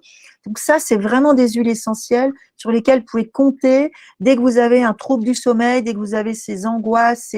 Je vais vous donner les formules après, vous inquiétez pas, mais c'est vraiment le top 5. Alors bien sûr, vous verrez dans les livres sur l'aromathérapie d'autres formules, mais souvent, on donne des huiles essentielles, le néroli, des choses qui sont extrêmement chères. C'est très tendance, ça fait joli sur le papier, mais en même temps, il faut voir le coût aussi. Vous n'allez pas acheter une huile essentielle qui fait 40 € les 5 millilitres juste parce que voilà, vous avez lu néroli dans votre formule. Moi, je viens avec des choses simples. Vous savez, à l'hôpital, vous le savez, on n'a pas beaucoup de sous. Donc, encore moins pour l'aromathérapie, même si maintenant on a une ligne budgétaire, évidemment, pour l'aromathérapie aux hôpitaux civils des Colmar. Donc, ça, c'est une bonne chose. Mais il faut voir aussi ce qui est simple, qu'on puisse facilement utiliser avec un coût moindre. On ne cherche pas la goutte de myrrhe qui fait un peu tout, mais presque. Donc voilà, ça c'est vraiment le top 5 qui est le plus sécuritaire, sur lesquels vous pouvez vous appuyer sans aucun souci. Catherine, donc, oui. Ce que vous proposez, juste le slide avant, comment on fait les mélanges? Vous pouvez Alors, justement, je vais vous le montrer avec la diapo après. D'accord. Là, je vous ai donné un mélange sur le trouble du sommeil. Donc, si vous avez un petit flacon de 10 millilitres, vous mettez d'abord vos huiles essentielles et ensuite vous complétez avec une huile, par exemple, d'amande douce. Donc, je vous ai mis le nombre de gouttes et vous pouvez appliquer 1 à 2 gouttes sur la face interne des poignets, là, ou sur le sternum. Vous pouvez mettre les deux aussi, sur le poignet ou sur le sternum. En même temps, il n'y aura pas de surdosage, vous inquiétez pas, on n'en est pas là. C'est des mélanges qu'on utilise aussi en réanimation, par exemple, pour des troubles du sommeil, en hémodialyse aussi, vous voyez. Donc, c'est vraiment un mélange qui est vraiment sécuritaire. Il n'y a pas que la cancéro, on a des patients qui sont fragiles et auxquels il faut vraiment faire attention, en hémodialyse par exemple aussi. Donc voilà, on a essayé de trouver des formules qui sont simples, qu'on trouve un peu partout, mais qui sont sécuritaires. Si maintenant, on va parler aussi, là c'est la voie cutanée, je vous donnerai des exemples pour les sticks aussi. Donc ça c'est pour le trouble du sommeil. La lavande c'est une incontournable, le petit grain bigarade, on dit que c'est un inducteur de sommeil, il va favoriser le sommeil. Même si vous vous réveillez, vous pouvez utiliser ces huiles encore une fois ou deux dans la nuit sans aucun souci. C'est pas un problème. Aux 5-6 fois par jour, ça c'est réveil nocturne. Il y a un petit bug. Le réveil nocturne, c'est 1 à 2 fois dans la nuit. C'est le copier-coller là. Je me suis donc c'est à enlever. Angoisse et stress, vous avez la lavande toujours qu'on retrouve. Et là, vous voyez, à la place du petit grain bigarade, j'ai mis de la camomille noble qui est vraiment déstressante, on va dire. C'est vraiment quelque chose qui est intéressant quand on a des émotions intenses. Avec l'ylang-ylang, parce que voilà, quand on est très stressé, on se prend la tête. Et quand on se prend la tête, on majore le stress. Donc, l'histoire de couper tout ça, on utilise l'ylang-ylang. Et là, pareil, vous pouvez l'appliquer sur la face interne des poignets, sur le sternum, même les deux en même temps. Et là, vous pouvez aller 5-6 fois par jour sans aucun souci. Par rapport au sommeil, voilà, je vous ai mis le nombre de gouttes à mettre sur la petite ouate que vous avez avec le stick, là, sur celle-là. Et puis, vous avez le mélange zen, avec le nombre de gouttes aussi qui pourrait aller sur la ouate. Si ce n'est pas clair, les filles, vous le dites. Comme ça, on peut rectifier tout de suite. Oui, il y a beaucoup de gens qui demandent si on peut les utiliser tout en même temps. Mais justement, en fait, on dit qu'ensemble, on est plus fort. Alors, vous pourriez très bien utiliser juste la lavande, juste la camomille. Bon, voilà, pourquoi pas. Mais c'est une bonne question. Le problème, c'est que si vous en utilisez qu'une, je vais donner, par exemple, c'est quelque chose qui va peut-être vous parler, l'histoire des nausées. On peut donner du citron. On peut donner du citron, on peut donner du gingembre, voilà ce genre de choses. Je vous donnerai la formule après. Si on n'utilise que le citron, ça va bien se passer, ça va vous soulager, pas de souci. Vous aurez fini vos traitements. Et puis, Et puis, dans quelques temps, vous allez avoir une tarte au citron, vous allez avoir une crème au citron, vous allez avoir un désodorisant au citron. Et là, vous allez les nausées qui vont revenir parce que ça va vous faire penser à la chimiothérapie. En fait, c'est ce qu'on appelle un marquage olfactif. L'olfaction, c'est un sens qui est extrêmement pointu. C'est quelque chose on utilise beaucoup les huiles essentielles en olfaction au niveau de la prise en charge des patients, quels qu'ils soient. Mais il y a une règle d'or, c'est que généralement, que ce soit en application, que ce soit en olfaction surtout, on en met au moins 2 ensemble. Ça va se compléter et on évite le marquage olfactif. Si vous mettez que la lavande, vous verrez, il y a des gens qui ne supportent pas la lavande, qui vont vous dire ah mais ça sent l'armoire de ma grand-mère. Non mais ça c'est une odeur que je supporte pas. Alors c'est dommage de s'en passer parce qu'elle a vraiment des propriétés intéressantes. Du coup, on rajoute un peu d'orange avec et là ça passe mieux. Voilà, c'est important. Vous pouvez tout à fait le mettre une ou deux ensemble, enfin 2 ensemble. Et là, c'est ce que je vous donne, c'est les formules qu'on utilise à l'hôpital. C'est quelque chose de simple. Après, si vous voulez faire lavande, orange, ylang, il y a pas de souci. Vous n'êtes pas obligé de mettre la camomille. Vous pouvez même ne pas utiliser les sticks et respirer au flacon directement. C'est aussi possible. Voilà. C'est bon comme ça? Voilà.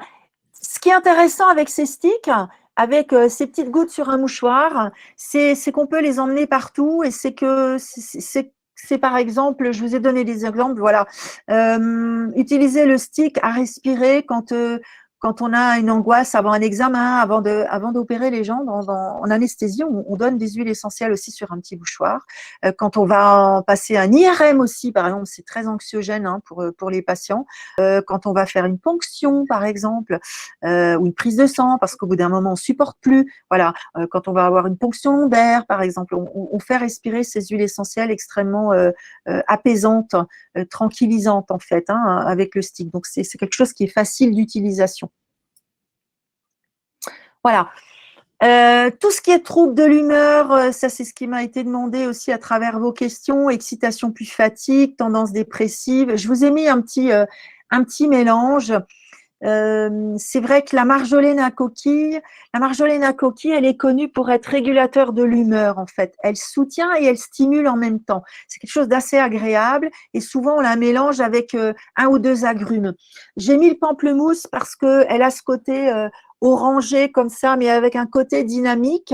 Et puis un petit peu de citron en plus pour le côté antidépressive, entre guillemets, hein, mais qui va tendre à remonter la personne vers le haut, comme ça, à dynamiser un petit peu. Et c'est vrai que c'est un mélange qui est assez simple à faire. C'est quelque chose qui peut être intéressant pour ces états. Pour la fatigue, alors c'est vrai que la fatigue, je pense qu'il faut aussi accepter d'être fatigué. C'est vrai qu'on a toujours tendance à vouloir tenir, faire. Je comprends que psychologiquement c'est important, mais je pense que le corps a aussi besoin de se poser. Donc voilà, je vous ai quand même mis la petite recette de l'épinette noire qui est considérée comme cortisone-like, c'est-à-dire qu'elle va stimuler un peu comme les corticoïdes, sauf que celle-là, on peut pas la donner aux épileptiques par le contenu chimique qu'elle a. Et puis, on fait attention aussi aux problèmes de thyroïde et d'asthme, parce que ça peut être irritant. Le fait d'être asthmatique ne contre-indique pas du tout complètement l'utilisation des huiles essentielles, mais on est prudent. Tout dépend quel type d'asthme et à quel point. Moi, j'utilise des huiles essentielles en application cutanée sans aucun souci sur les grands asthmatiques pour calmer justement et faire diminuer la consommation de ventoline, par exemple. Mais c'est vrai que la diffusion, l'olfaction, respirer des huiles essentielles quand on est sensible comme un asthmatique, il faut faire attention. Donc, Catherine, oui. Je vois une rafale de questions concernant le pamplemousse. Oui, alors, oui. Ouais, on se calme, n'ayez pas peur. Le pamplemousse. Alors, c'est vrai que le jus de pamplemousse rose, en plus, normalement, est contre-indiqué quand on est sous certaines chimiothérapies. Les huiles essentielles ne sont pas concernées dans le sens où on utilise l'écorce d'orange pour fabriquer les huiles essentielles. Ça n'a rien à voir avec le jus. Mais là, on est sur de l'olfaction. Il n'y a pas de contre-indication. Si maintenant vous vouliez les avaler, je dirais principe de précaution, on ne l'utilise pas. Mais par voie olfactive, il n'y a aucun souci. Aucun souci. Et normalement, on pourrait les utiliser tout le temps puisque ce n'est pas le jus. Alors, par exemple, puisque on le voit aujourd'hui avec le Covid, qui perdrait son odorat, ça serait déconseillé de l'appliquer sur la peau? Et toutes les huiles d'ailleurs, parce que c'est une question qui a été posée, je n'ai pas d'odorat. Comment profiter des huiles essentielles? Alors, de toute façon, les principes actifs de l'huile essentielle que vous allez appliquer sur la peau va passer dans le sang en 10 minutes, ça je l'ai dit. Même si ce n'est pas le fait de sentir et de conscientiser, de se dire « Ah, je sais ce que c'est cette odeur » qui va faire que ça va être efficace. Pas du tout. Je veux dire, le fait de respirer cette odeur, alors bien sûr, ça va être agréable, désagréable, bon, il y aura une réaction. Mais le fait de respirer cette odeur, les molécules aromatiques vont être captées par ces bulbes, ces capteurs olfactifs qui sont là-haut, et les molécules vont quand même faire effet. Après, dans les anosmies sur post-Covid, moi j'en prends beaucoup en charge. C'est vrai qu'il y a beaucoup de choses qui passent sur Internet dans la rééducation olfactive avec des huiles essentielles. Pourtant, les personnes ne sentent rien ou pas grand-chose. Certaines huiles, elles arrivent à les percevoir, d'autres pas.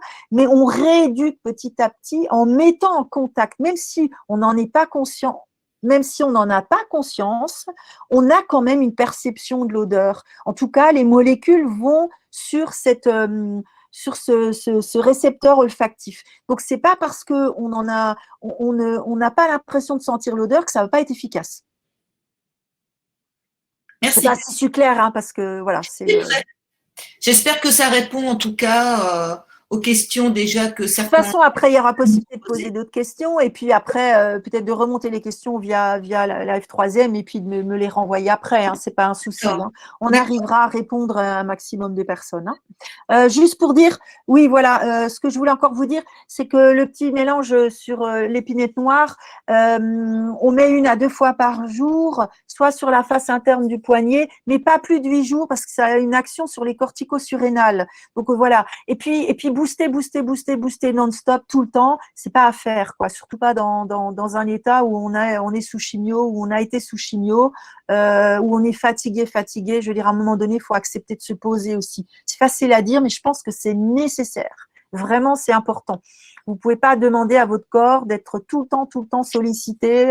Voilà, à un moment donné, il faut se poser parce qu'il y a pas moyen de faire autrement. Mais parfois, on a un déménagement à faire, on a des choses à faire comme ça où il faut y aller. On a besoin de cette énergie. Alors, on peut utiliser cette épinette si vraiment maintenant on en a besoin, mais pas plus de 8 jours, s'il vous plaît.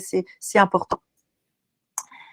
Il y a un autre aspect que je voulais vous parler aussi dans la prise en charge, puisqu'on est dans l'émotionnel aussi, c'est ce que je pratique beaucoup, c'est l'aromacologie, c'est utiliser l'olfaction, utiliser les huiles essentielles dans la relation d'aide pour accompagner un cheminement dans le vécu de la maladie. Et ça, je pense que c'est important. Alors, bien sûr, tout le monde ne le fait pas, mais je pense que prendre soin du patient, c'est prendre soin et du physique et du psychique. C'est quelque chose que je fais beaucoup, c'est énormément de mon temps de travail, c'est vraiment accompagner la personne dans son ressenti, dans son besoin émotionnel et faire en sorte de lui concevoir un stick personnalisé de façon à baisser en intensité les émotions dans lesquelles elle se trouve.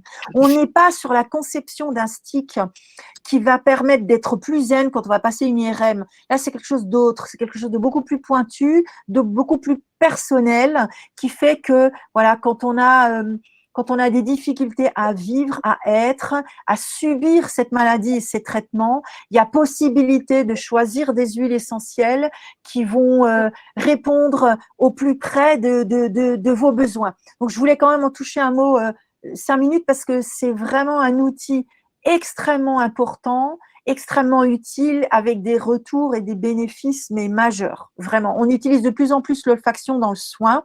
Alors, c'est pas votre domaine, mais pour vous donner un exemple de mise en place. J'utilise beaucoup ce moyen d'utiliser les huiles, enfin l'olfaction, dans la rééducation des cérébrolésines, par exemple, dans les AVC, par exemple. Hein, c'est le genre de choses. Donc, il ne faut pas minimiser l'olfaction. Il faut vous dire, si vous voulez faire un peu d'aromacologie vous-même à la maison, c'est pas compliqué.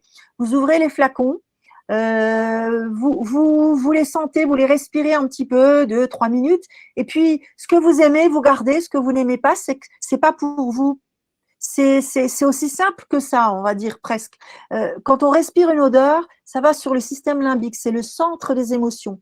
Le fait de ramener une odeur qui vous plaît, automatiquement va vous faire du bien. Moi, je pourrais vous dire pourquoi cette odeur vous fait du bien, parce que voilà, cette huile essentielle, elle est connue pour faire ci, pour faire ça, mais on s'en fiche à la limite. Ce qui est intéressant pour vous, c'est ce qui est possible de faire pour vous sans avoir forcément une aromacologue en face de vous, c'est d'aller voir, de tester ces huiles et se dire, ah, celle-là, elle me parle. Ça, c'est une odeur qui me parle, qui me fait du bien. Alors, gardez-la avec vous. C'est vraiment quelque chose qui va vous soutenir et vous accompagner. Voilà, je voulais quand même vous en parler parce que c'est vraiment passionnant et c'est intéressant. Voilà, c'est moins glamour. Hein, on attaque les troubles digestifs. Voilà, on est sur les nausées, vomissements. C'est ce que je vous disais tout à l'heure. Il y a possibilité de mélanger ou pas l'amande poivrée, le citron, le gingembre. Clairement, le citron, le gingembre est totalement sécuritaire. On peut les donner à tout le monde, même à une femme enceinte à respirer. Hein. L'amande poivrée, elle est déconseillée chez les épileptiques et les asthmatiques. Donc, si vous mettez 10 gouttes au total, donc par exemple 3 gouttes de menthe, 3 gouttes de citron, 3 gouttes de gingembre, sur votre stick, il n'y a aucun souci. Contre les nausées, ça fonctionne relativement bien en fonction du traitement, évidemment, que vous avez. Hein. Si vous avez un problème d'asthme, un problème d'épilepsie, si vous êtes un petit peu sensible, on enlève l'amande poivrée, citron, gingembre, même les deux ensemble, ça suffit, ça pourrait suffire. Voilà. Et puis, je vous ai noté aussi la formule pour appliquer, si jamais, 3 gouttes d'huile essentielle au total. Bon, par exemple, une goutte de menthe, une goutte de citron, une goutte de gingembre, dans 10 gouttes, j'ai oublié le goutte, dans 10 gouttes d'huile végétale. Vous pouvez l'appliquer sur la face interne des poignets, mais aussi sur la région de l'estomac, sans aucun souci. On m'a soumis aussi la problématique des diarrhées. Alors, si ce sont des diarrhées infectieuses, on pourrait agir avec des huiles essentielles, avec des capsules d'huile essentielle qu'on trouve en pharmacie. Mais la plupart du temps, les diarrhées chimio-induites, je suis désolée, mais là, on a une limite. Les huiles essentielles ne peuvent pas vraiment vous aider. À part de donner des huiles essentielles qui vont être antispasmodiques, voilà, pour les douleurs de colite. Mais pour agir vraiment sur les diarrhées, là, on n'a pas de solution. Donc voilà, on a des limites. Je vous ai mis aussi voilà, un petit mélange pour la constipation, parce que parfois, voilà, on a aussi ça comme problématique. Donc là, le gingembre qui va favoriser le péristaltisme intestinal. La mandarine verte aussi va être très intéressante. Et là, vous voyez, on commence à voir les hydrolats qui apparaissent. Les hydrolats, on peut les avaler sans aucun souci. On peut les mettre en spray sur la peau, on peut les diffuser dans un diffuseur qui utilise de l'eau, par exemple, mais aussi on peut les avaler. Et donc, je vous ai mis une petite recette. Si vous mettez moitié gingembre, moitié mandarine, ou là, vous pouvez mettre que du gingembre, hein, sans problème. 3 fois une cuillère à soupe dans un demi-verre d'eau, 2 à 3 jours de suite. Ça aide hein, par rapport à la constipation. On peut aussi mettre un massage abdominal. Voilà, on peut masser le ventre avec un mélange de mandarine et de gingembre dans 4 gouttes d'huile végétale 2-3 fois par jour, pareil, hein, sur le ventre. Là, si vous avez un kiné qui vient vous voir, il pourrait très bien vous proposer un vrai massage abdominal. Hein. Et puis, je vous ai mis un autre conseil. C'est pas de l'aromathérapie, mais on n'y pense pas assez. Les graines de psyllium. Alors, ça ressemble un peu aux graines du chia aussi, si vous connaissez. Ça s'achète en pharmacie. C'est des graines qui, avec l'eau que vous allez boire, vont devenir gélatineuses. On dit qu'elles sont mucilagineuses et ça va prendre de la place. Ça va aider vraiment à faire avancer le bol alimentaire, à vider les intestins, mais vraiment de façon très douce. On donne même ça dans les colopathies fonctionnelles. C'est absolument pas agressif et c'est quelque chose qui coûte pas cher. Hein. C'est un paquet en pharmacie, ça doit coûter dans les 4-5 euros, je crois, dans ces eaux-là. Donc voilà, c'est un petit conseil autre que de l'aromathérapie, mais franchement, c'est quelque chose d'utile et très doux. Voilà. L'huile essentielle et la douleur. Alors, c'est vrai qu'on a à notre disposition beaucoup de molécules différentes au niveau des huiles essentielles qui sont utilisées en co-analgésie. C'est-à-dire que on ne va pas remplacer un traitement pour la douleur, contre la douleur, par des huiles essentielles. Il faut quand même pas exagérer. Même si on a des huiles essentielles qui se fixent sur les récepteurs morphiniques, on ne va pas remplacer de la morphine par des huiles essentielles. Mais en co-analgésie, en accompagnement des traitements allopathiques, on va permettre peut-être d'espacer les prises, de diminuer les interdoses, de passer d'un palier 3 à un palier 2, par exemple. Donc ça, c'est important. On les utilise de plus en plus. Et je vais vous donner aussi des formules qui pourront vous aider. Donc, c'est vraiment important. Mais là, on est sur une prise en charge, c'est une prise en charge médicale. On n'est pas sur de l'aromathérapie familiale. Là, il faut vraiment être pris en charge par quelqu'un qui connaît l'aromathérapie. Hein. Donc, je sais, là, vous allez faire la tête. Vous allez me dire, ah bah oui, super, mais je vais le trouver où, moi? Mais voilà, je vais faire un truc entre les deux. Je vais vous donner quelques petites formules. Voilà. Et puis, on va essayer de pallier un maximum de problématiques. Alors, c'est vrai que nous, on a un mélange sur les douleurs articulaires, musculaires, tendineuses. On a un mélange sur les colites. On a un mélange pour les mucites aussi. Alors ça, je vous donnerai quelques pistes aussi pour les mucites. On a aussi les mélanges sur les prises en charge de la douleur neuropathique. Alors, là, je vous ai donné quelques pistes. Vous avez l'huile d'aconite. Alors, normalement, j'utilisais moi beaucoup celle de Velleda, le code C170 de Velleda. Malheureusement, elle a été retirée du marché. Donc là, j'ai écrit une lettre qui va partir bientôt pour le directeur général de Velleda pour leur demander de ne pas retirer ce produit. Voilà, ils ont revu leur catalogue à la baisse et c'est vrai que c'est un produit qui a du coup été enlevé, alors que c'est une huile, donc c'est une préparation magistrale. Pour l'obtenir, c'est une prescription médicale. C'est pas une huile de massage, hein, mais c'est une huile d'aconite qui est vraiment aidante sur les douleurs neuropathiques. Malheureusement, pour le moment, on ne la trouve pas. Alors, on pourrait l'acheter à l'étranger, mais c'est un peu compliqué. Donc, si vous voulez faire remonter l'information au niveau de Velleda, envoyez vos lettres en disant on veut l'huile C170 de Velleda parce que c'est très utile pour les douleurs neuropathiques.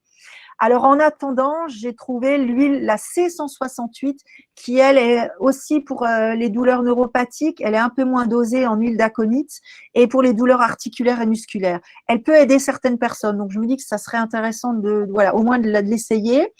C'est vrai qu'elle a ce côté anti-inflammatoire. Elle va vraiment endormir, si vous voulez, la douleur au niveau des terminaisons nerveuses.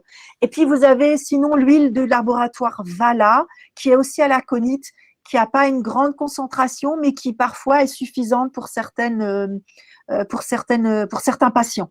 Voilà. Donc, je voulais quand même vous donner l'information. Après, c'est vrai qu'on a un mélange beaucoup plus complet avec des huiles essentielles, mais là, je ne peux pas vous le partager parce que c'est quelque chose qui est, comment dire, à personnaliser avec le patient. Il n'y a pas une douleur neuropathique, il y en a plusieurs. Il n'y a pas un patient, il y en a plusieurs, avec des antécédents particuliers, avec un traitement particulier. Voilà. Donc là, on est vraiment sur du personnalisé. Mais sachez que il y a un plan B si jamais ça ne suffit pas.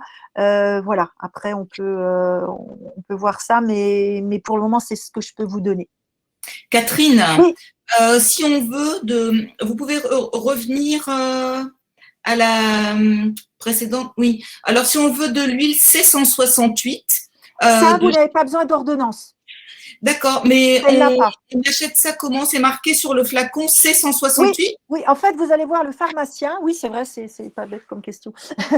Vous allez voir le pharmacien et vous dites, voilà, je voudrais commander l'huile de Velleda, la C168. D'accord. Et lui, il va vous le commander. Alors, c'est vrai que nous, en Alsace, on a nos voisins, c'est nos voisins, hein, Velleda, ils sont juste près de Mulhouse, là-bas, voilà, à Huningue, mais dans le reste de la France, il n'y a aucun souci. Vous pouvez aussi le faire commander par votre pharmacien, hein, sans problème. Au début, il va peut-être vous dire qu'est-ce que vous voulez, mais voilà, c'est à essayer. Franchement, essayez parce que j'ai vraiment réussi à soulager certaines personnes rien qu'avec ça. Après, il y en a d'autres où c'est pas toujours suffisant, mais vraiment, au moins essayer. C'est un début de quelque chose. D'accord, merci Catherine. Voilà, les douleurs osseuses liées à la stimulation par granulocytes. Oui, alors ça, je sais, des fois, ça fait mal. Alors, bien sûr, on vous donne des antalgiques. Alors, je vous ai mis des petites choses un peu basiques, mais on n'y pense pas toujours. Alors, il y a la bouillotte d'eau chaude. Je ne sais pas si vous avez déjà essayé, mais des fois, ça peut aider. Souvent, on fait un massage avec des huiles arnica lavande, par exemple, hein, ou arnica tout court. Alors, je vous assure que ce ne sera pas peut-être forcément suffisant, mais parfois, ça peut l'être. Donc, je commence avec quelque chose de simple, puis on va, voilà, on va de plus en plus vers des mélanges plus élaborés. Le problème, c'est que quand on arrive sur un mélange aromatique, donc avec des huiles essentielles à appliquer sur la peau, qui soit antalgique, là aussi, il faudrait voir un spécialiste.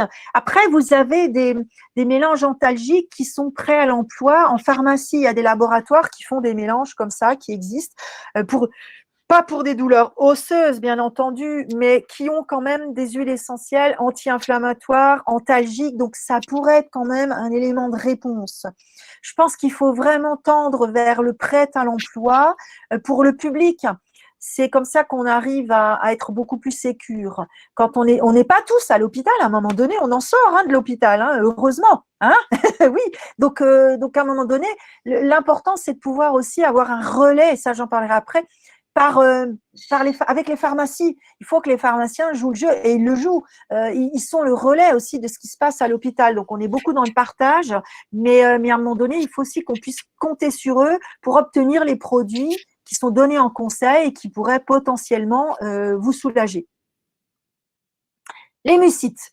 Alors, ça, c'est un problème parce que généralement, on vous dit quoi? Ah ben écoutez, prenez votre bicard, on va mettre, alors des fois, on met de la morphine dedans, mais des fois, on met un petit peu de paracétamol effervescent, on met de la lidocaïne, voilà, c'est pas toujours très efficace. Moi, je travaille beaucoup avec les hydrolats de laurier ou les hydrolats de girofle. Là, pareil. Alors, les hydrolats, si vous voulez les commander, alors c'est vrai qu'avec le pharmacien, ils peuvent vous les commander, mais tout le monde n'a pas la c'est pas toujours évident de les commander chez un pharmacien. Là, exceptionnellement, je vous dirais, il y a des sites, Aroma, voilà, vous regarderez, je peux pas, voilà, bon, ou aussi, je peux peut-être quand même le dire, de toute façon, il y en a d'autres, hein, mais notamment Aromazone, bon, voilà, j'espère qu'on ne tirera pas dessus, mais c'est comme ça. Là, on peut trouver des hydrolats qui sont bio. Voilà, on met 3 cuillères à soupe dans un demi-verre d'eau. Ça peut être intéressant, voire dilué 50-50, c'est-à-dire autant d'hydrolat, autant d'eau. Vous l'utilisez en bain de bouche, en gargarisme, vous recrachez. Ça, c'est quelque chose qui est très utile. Le laurier, pourquoi? Le girofle, pourquoi? Anesthésiant type lidocaïne, c'est quelque chose qui est antifongique, qui va prévenir justement les mycoses buccales aussi, et puis qui est anti-inflammatoire. Après, ce qui est intéressant, c'est qu'on peut aussi mélanger les hydrolats avec du gel d'aloe vera, par exemple. Ça, c'est quelque chose, le gel d'aloe vera, vous le mettez au frais, vous le mélangez juste avant de le mettre dans la bouche. C'est quelque chose qui va être rafraîchissant, qui va être hydratant, qui va laisser un biofilm sur la muqueuse, qui va protéger justement pour éviter l'apparition de tous ces champignons. Et puis, sinon, j'ai trouvé aussi, alors il y a 2 produits. Comme dit, j'ai pas d'action chez Velleda, mais il y a une solution bain de bouche à la myrrhe de Velleda qui est intéressante aussi à essayer. Et puis j'ai trouvé un laboratoire, c'est le laboratoire d'Humani, qui fabrique des granules prêts à l'emploi qui contient des huiles essentielles. On est en train de les tester à l'hôpital, qu'on met juste à diluer dans de l'eau. Alors, c'est des granules qui sont mélangées à du xylitol, donc pour favoriser la miscibilité, le fait qu'on puisse les mélanger à l'eau. Et ce sont des granules, alors il y en a un, c'est avec menthe girofle, donc très antalgique, et l'autre, c'est laurier et du cisladanifère. Celui-là, on l'utilise plus quand on a des lésions dans le buccal, parce que c'est cicatrisant en plus, et si jamais la bouche saignote, c'est hémostatique. Mais celui à la menthe girofle, ça peut être vraiment intéressant pour les problématiques de mucite aussi. C'est assez plébiscité par nos patients. Voilà, c'est des pistes hein, que je vous donne voilà, à tester en fonction des personnes. Hein. Sécheresse cutanée, Voilà, vous avez toutes les huiles. Alors bon, j'ai mis les Velleda parce que c'était joli la photo, il y avait des couleurs. Mais évidemment, n'importe quelle huile végétale va apporter ce côté non pas hydratant parce qu'on n'hydrate pas avec de l'huile, mais ça va ramener ce côté regresser la peau, on va dire. Hein. Je trouve pas le terme. Au bout d'un moment, on sèche un peu. Voilà, c'est une huile végétale de macadamia. C'est une huile qui est un peu sèche, donc vous ne serez pas grassouillé après parce que voilà, c'est pas très agréable. Mais une huile d'abricot aussi, c'est ce qu'on appelle des huiles sèches qui vont être très agréables sur le toucher et qui ne laissera pas un film gras. Ça, voilà, c'est des petits détails, mais qui ont leur importance. Démangeaison du cuir chevelu. Franchement, vous pouvez mettre 30 gouttes d'huile essentielle de lavande fine dans votre shampoing, dans 200 ml de shampoing. Alors, vous verrez, votre shampoing, il sera un peu moins crémeux parce que là, les huiles essentielles vont un peu casser ce côté crémeux, mais ça n'empêche que ce sera utile. Là, c'est pas le côté zénifiant de la lavande qu'on recherche, mais le côté apaisant au niveau des rougeurs, des démangeaisons, sans aucun souci. S'il y a des problématiques… Oui. Non, excusez-moi. Oui. Terminé, je vous parlerai après. D'accord. L'arbre à thé aussi, le tétri, hein, c'est ce qu'on appelle souvent le tétri. On peut aussi mettre dans le shampoing. Si maintenant vous avez les deux problématiques, vous pouvez tout à fait mettre 30 gouttes au total, c'est-à-dire 15 gouttes de lavande et 15 gouttes d'arbre à thé dans votre shampoing. Faites juste attention quand vous vous lavez les cheveux, de voilà, bien fermer les yeux parce que les huiles essentielles dans les yeux, ça pique. Et bien rincer. Voilà, ça c'est ce qu'on peut faire sans problème en étant tout à fait sécuritaire. Catherine, oui. Ce que je voulais vous demander, les neuropathies, c'est un gros sujet, oui. Un énorme inconvénient chez les personnes qui sont sous traitement et même longtemps après. Est-ce que vous pourriez revenir, parce que j'ai plusieurs questions là-dessus, s'il vous plaît, un court instant sur ce que vous utilisez pour la neuropathie? C'est vrai que c'est très important pour nous et oui, j'imagine. pas mal de questions. Ouais, j'imagine. C'est vraiment ces huiles essentielles. Alors, il existe plusieurs sortes d'huiles essentielles qu'on pourrait mélanger dedans. Hein. Mais honnêtement, je pense que si vous utilisez les huiles que je vous ai notées là, c'est quelque chose qui peut déjà être très aidant. Le problème, c'est que je suis un peu embêtée parce qu'en fait, on va sur un projet de recherche clinique en fait sur cette thématique et le mélange. Le mélange en fait n'est pas ouais, c'est difficile de donner une formule comme ça parce qu'on l'adapte aussi en fonction des personnes. Il y a des gens qui vont supporter le froid, d'autres pas du tout. Voilà, donc c'est vraiment des choses qui peuvent être, comment dire, qui vont être modifiées en fonction du ressenti de la personne aussi, du traitement. C'est pas aussi simple en fait. Les douleurs neuropathiques, la prise en charge des douleurs neuropathiques, elle est assez complexe en fait. Donc si on veut être sécuritaire et si on veut pouvoir vous donner une possibilité de prise en charge qui soit facile en première intention, c'est ce que je peux vous donner actuellement là. Et c'est en massage? Oui, pardon. Oui, par contre, oui. Bah, c'est une huile, c'est comme une huile de massage que vous allez mettre sur les mains, sur les pieds, là où vous avez mal. Alors bon, normalement, on n'a pas des douleurs neuropathiques sur le corps entier, hein, ça c'est, mais au moins sur le trajet nerveux. Il y en a qui ont ça sur toute la jambe. On le met sur le trajet nerveux et 3-4 fois dans la journée sans problème. Hein. D'accord. Merci beaucoup, Catherine. De rien, c'est moi qui n'étais pas complète. Les gens se posaient quand même la question. Mais oui, c'est normal, mais oui. Il y a tellement de choses à dire que parfois on oublie l'essentiel. C'est un vaste domaine. Oui, et voilà. Alors, le soutien immunitaire, c'est vrai que ça a été posé aussi. Là, je vous ai mis une petite formule. Clairement, on peut en mettre qu'un. Hein. On peut mettre que le Ravinsara ou de l'eucalyptus radié, mélanger une goutte dans une goutte d'huile végétale sous la plante des pieds, sans aucun souci, pendant la période à risque, mais pas tous les jours non-stop pendant des mois non plus. Hein. Stop, hein, il faut faire attention. Là, on met 5 jours sur 7, par exemple, et pas plus de 3 semaines consécutives. On fait une petite pause de quelques jours et après, on peut recommencer. mais on ne le fait pas non-stop tout le temps. Hein. Ça, c'est quelque chose qui… pourquoi? Parce qu'on va accumuler quand même. Hein. Il suffit que voilà qu'on n'élimine pas bien et on va accumuler certaines molécules chimiques dans l'organisme. Voilà, il faut éviter quand même le surdosage, même si voilà une goutte tous les jours, c'est pas ça qui va faire voilà, beaucoup de dégâts, mais quand même, c'est le principe. Hein. D'emblée, quand on utilise les huiles essentielles, on les utilise pas non-stop tous les jours, ad vitam aeternam. Après, se pose la problématique des douleurs. C'est vrai que c'est difficile de dire à quelqu'un dans une prise en charge de douleur avec des huiles essentielles, écoutez, faites une pause le dimanche, samedi, dimanche, vous prenez rien.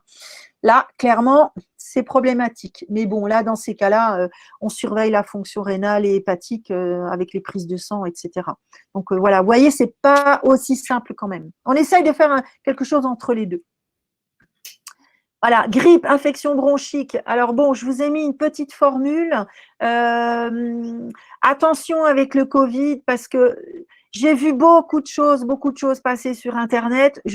J'ai mes limites aussi de compétences et de connaissances, mais je vous garantis, pour en avoir vu en vrai, de près, les patients atteints de Covid, le Ravinsara, quand on a des troubles respiratoires, je vous garantis que vous n'ouvrez même pas le flacon. Hein. Ça, je tiens à le dire parce qu'on le voit très souvent donné en conseil, mais tant qu'on n'a pas de problème respiratoire important, on peut, à la limite, utiliser ce mélange. Mais si maintenant vous commencez à avoir des problèmes respiratoires, voilà, qui soient assez majeurs, n'utilisez pas le Ravinsara parce que vous allez majorer l'irritation pulmonaire et vous pouvez déclencher encore plus de problèmes respiratoires qu'autre chose. Donc, il faut vraiment faire attention. La prise en charge d'un Covid par les huiles essentielles, c'est pas aussi simple que ça. On aurait envie d'aider, bien sûr. Hein. Moi, j'ai été appelée par les unités Covid pour prendre en charge certaines problématiques respiratoires, mais là aussi, on est sur une prise en charge médicale. Hein. Donc voilà, je vous ai mis un petit mélange. Voilà, 3 applications par jour sur le thorax ou dans le dos, sans problème. Évidemment, on contre-indique là parce que voilà, vous avez le Ravinsara aux femmes enceintes, asthmatiques, enfants de moins de 7 ans. Mais là, je vous donne le conseil pour vous. Hein, ne vous amusez pas à prendre cette formule et à le donner aux petits gamins de la voisine. Voilà, genre de choses. Hein, c'est vraiment des conseils pour vous. Voilà, j'essaie d'avancer parce que c'est vrai que le temps passe. On y arrive bientôt là. Voilà, juste pour vous dire aussi que c'est ce que je disais tout à l'heure, voilà, il se passe des choses à l'hôpital, on essaye de développer de plus en plus parce que c'est une nécessité, ça répond à de vrais besoins, mais il y a aussi une continuité de soins. Heureusement, on passe pas notre vie à l'hôpital, tant mieux, mais dehors, il faut aussi pouvoir être pris en charge, il faut qu'il y ait cette continuité de soins à travers la prise en charge des infirmiers libéraux, des pharmaciens. Donc, c'est vraiment important qu'on puisse aussi partager, échanger et voilà, moi, je partage régulièrement des protocoles ou des conseils avec des professionnels qui sont en libéral parce que c'est une nécessité. Il n'y a rien de pire que de commencer un traitement auprès d'un patient et arriver à la maison, en fait, ne plus pouvoir être en rupture de soins parce que personne n'est en capacité de prendre en charge le patient à l'extérieur. Donc voilà, on essaye d'avancer. J'ai mis 12 ans à arriver jusqu'à vous, vous voyez. Donc c'est vraiment un travail de longue haleine. Il faut rassurer, il faut venir avec des choses extrêmement cadrées, sécurisées. Une fois que les personnes sont rassurées, une fois que les médecins ont compris que c'était un bénéfice, là, ils y vont sans problème. Ils sont dans la même recherche d'amélioration de la prise en charge du patient que nous, hein. Mais il faut montrer patte blanche, il faut du temps.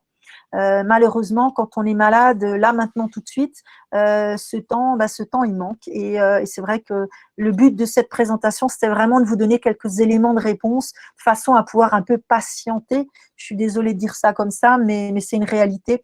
En attendant que ça puisse vraiment se développer et voilà, peut-être que on arrivera à faire quelque chose de mieux encore dans l'avenir.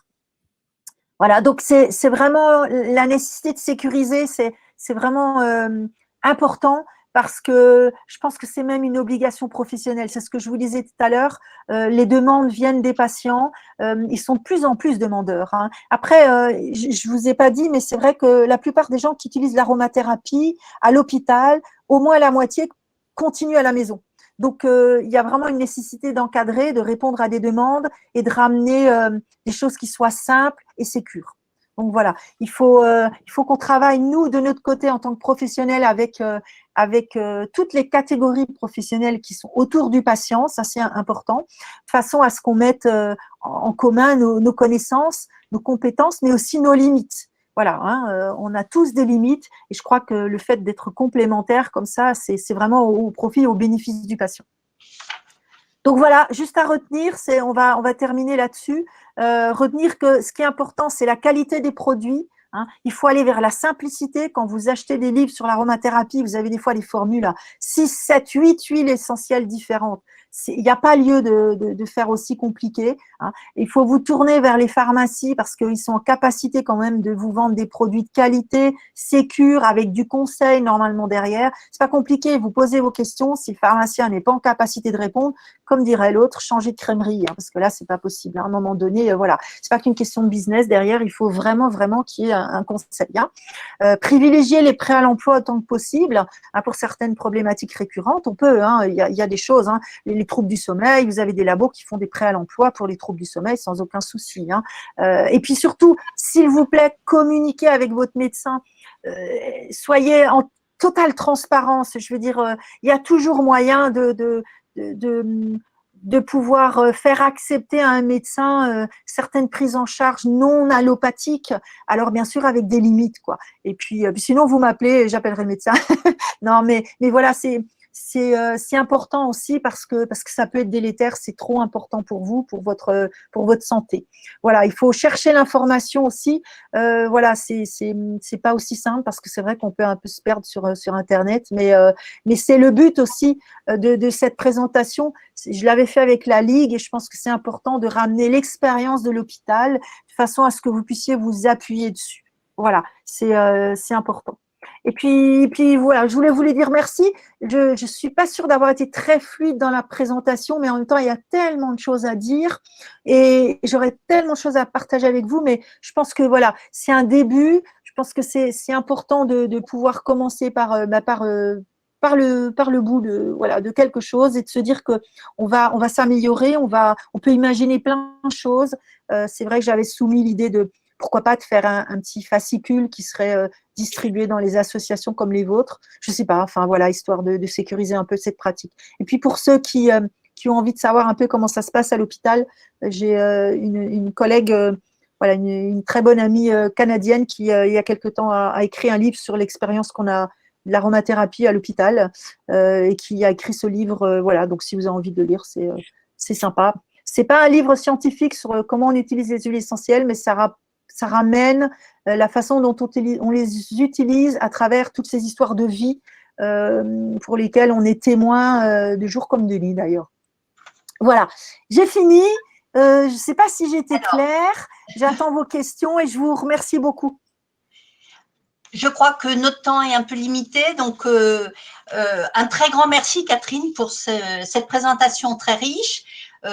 Nous pourrons, je crois, le regarder en replay et retrouver les informations dont on a besoin. Ouais. Donc, je pense que Sophie, je ne sais pas s'il reste l'une ou l'autre question qu'on peut éventuellement aborder rapidement.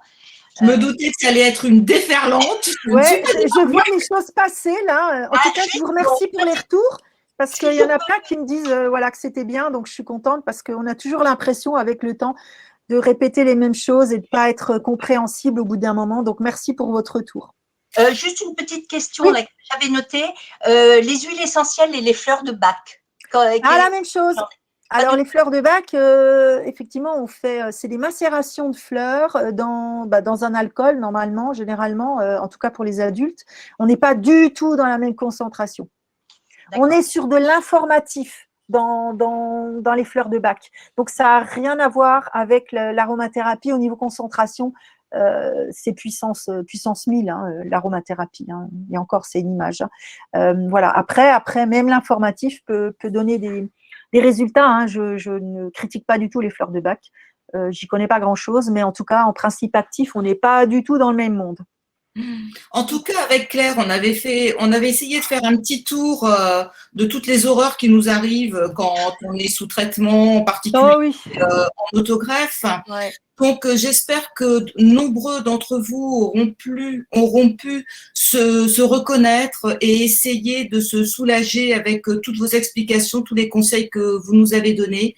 Ce que je peux vous dire, c'est regarder le replay tranquillement et vous retrouverez toutes les informations de Catherine. Et désolée de ne pas avoir pu poser toutes vos questions, mais c'est vrai que pour un tel domaine… Oui, c'est frustrant. Hein. Et bien, évidemment, c'est court. En tout cas, je vous remercie beaucoup. Merci. Et merci beaucoup à tout le monde. Bon, eh bien, je crois qu'on arrive à la fin. Merci à tous pour votre participation, mais à vous aussi, Catherine, pour cet exposé. Alors là, la participation a été assez énorme, ce qui est gage de la qualité de votre présentation, je pense. Et merci également à vous, Claire et Sophie, pour avoir su gérer ces questions, les poser au bon moment et rendre cet atelier vraiment dynamique et très vivant du début à la fin, finalement, avec en moyenne 130 participants connectés tout le long, ce qui est vraiment assez conséquent, je pense. Donc, et merci à vous, du coup, d'avoir participé à cet événement, d'avoir joué le jeu, de vous être intéressé, d'avoir posé des questions. J'ai vu passer dans le chat plusieurs questions à propos du replay.